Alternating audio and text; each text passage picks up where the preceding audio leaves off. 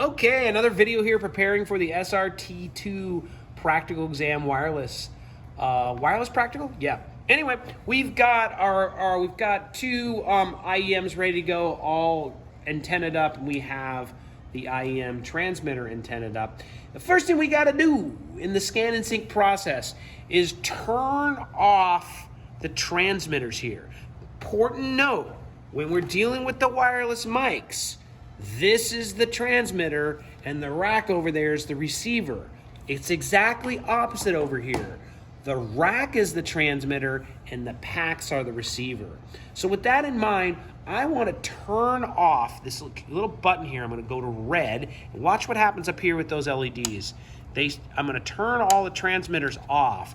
This means they're no longer generating any RF energy from this antenna, which means we can go scan on this guy and it won't have to avoid the transmission here.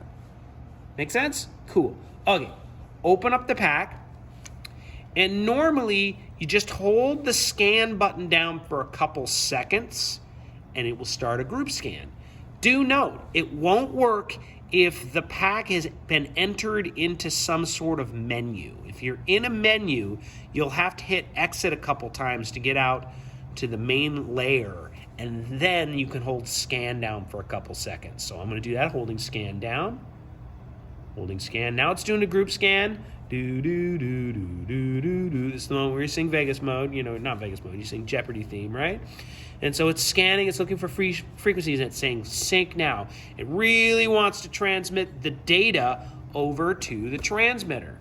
So unlike the ULXD microphones, where the IR sensor, the pack, where the IR sensor's on the outside, on this pack, you gotta have the door open. There's the IR sensor. Gonna line it up with the transmitter rack right there.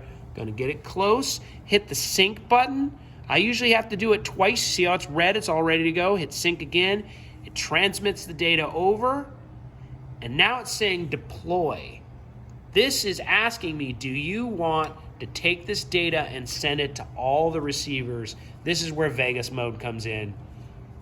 Searching the network, it's gonna find out there's 4 items. I see 4, I suggest a group 4. There's 38 open frequencies and we see 4 channels. Do you wanna do it? Yes, I do. Vegas mode. So we Vegas mode it. They've all got new fresh frequencies. Now, you've got to send the frequencies back to the packs. Now, I have found that the first pack I scan usually and this particular pack has been assigned itself 488,350, and it is indeed this first frequency. So it has been nice to me and made the pack assigned to the first unit, but I have actually seen it not do that. I don't know why. So beware, you may need to send the frequency back over to here, but you might not. In the practical exam, it usually works out in your favor. You will have to, in the practical exam, send this frequency to the second pack. So it's pretty simple.